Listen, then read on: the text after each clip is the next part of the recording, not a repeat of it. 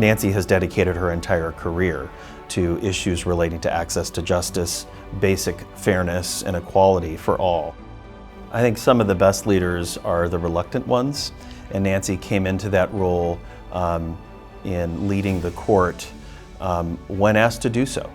And what I saw happen in San Bernardino is a turnaround of a court that had long languished in many ways, often neglected by the state funding apparatus, since corrected, and always doing what they could with limited resources, but finally under an anchor of sincere leadership, able to turn that ship around.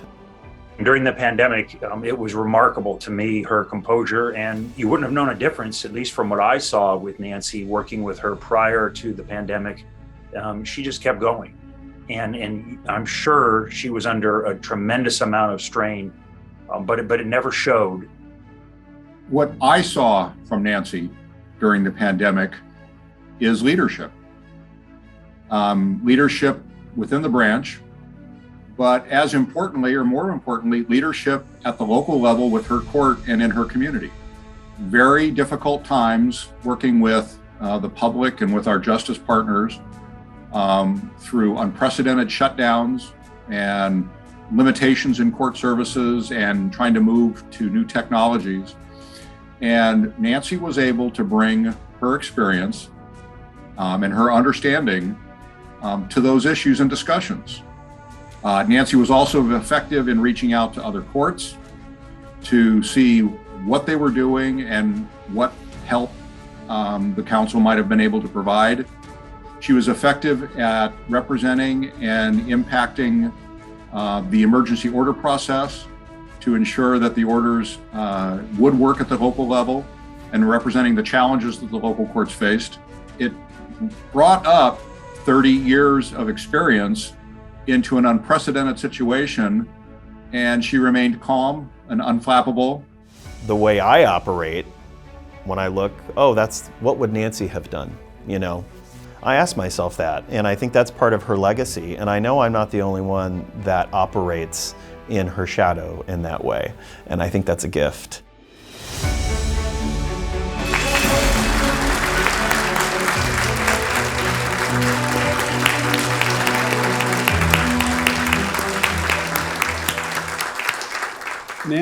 There she is. I was going to say Nancy can't be with us, but she is here remotely. So, Ms. Eberhardt, go ahead.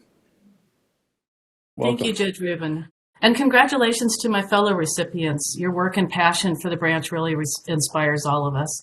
I regret that I'm not able to join you today, but in the true spirit of JCC leadership, the amazing staff offered to help me attend remotely, so thank you. And thank you especially to Amber Barnett for not only arranging remote access, but FedExing the award. And here it is. Thank you so much.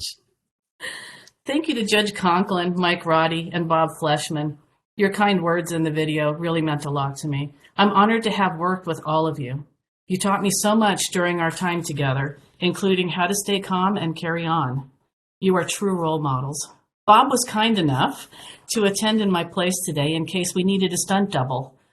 We joke that he should wear a blue suit, sport a blondish wig, and carry a large black satchel on his arm to channel my vibe. So, Bob, if you're there, I can imagine you're wearing it much better than I ever would, so thank you. I have my family with me today, and it feels good to be with them here at home, finally. With my retirement in September, I have done my best to carve out a space for myself in home life. All of us know it's impossible to accomplish our court work well without a supportive family.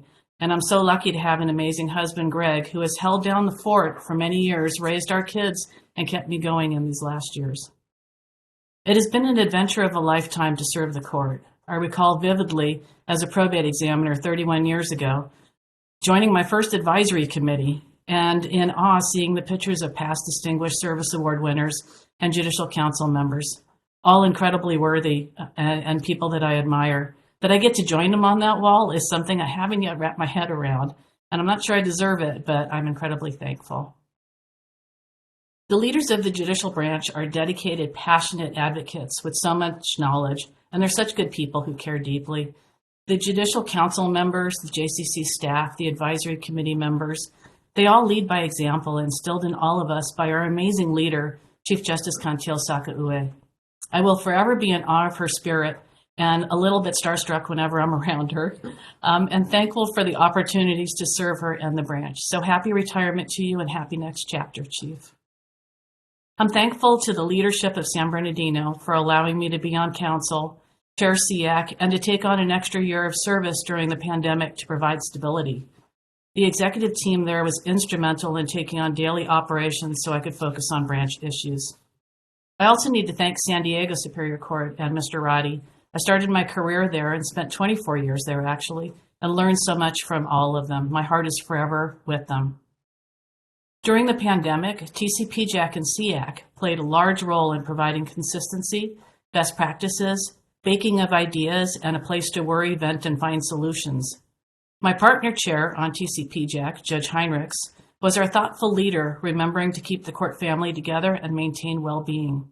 Kevin Harrigan on SEAC and Judge Desatel on TCPJAC were calm sounding boards. I'm continually amazed at the sheer strength, resilience, flexibility, and camaraderie of the CEOs during the worst of the pandemic. Daily policy changes, CDC, CDPH, Cal OSHA, local public health, helpful and maybe not so helpful justice partners sometimes. How do we get vaccines for our courts? And what on earth is PPE? And throw in budget cuts for good measure and resulting furloughs and layoffs. Sadly, during this time, we also lost family, friends, judges, staff. It was a hard time for all of us, but we kept on going. We kept on serving. I witnessed the worry, the strain, putting aside family to take care of the courts more often than should have been expected. CEOs are the unsung heroes of the court system. So tonight, this award over here belongs to all of you guys because really, we're all in this together. I'm so honored to have been a part of the profession of CEO and a member of this judicial branch for the last 31 years. Thank you so much.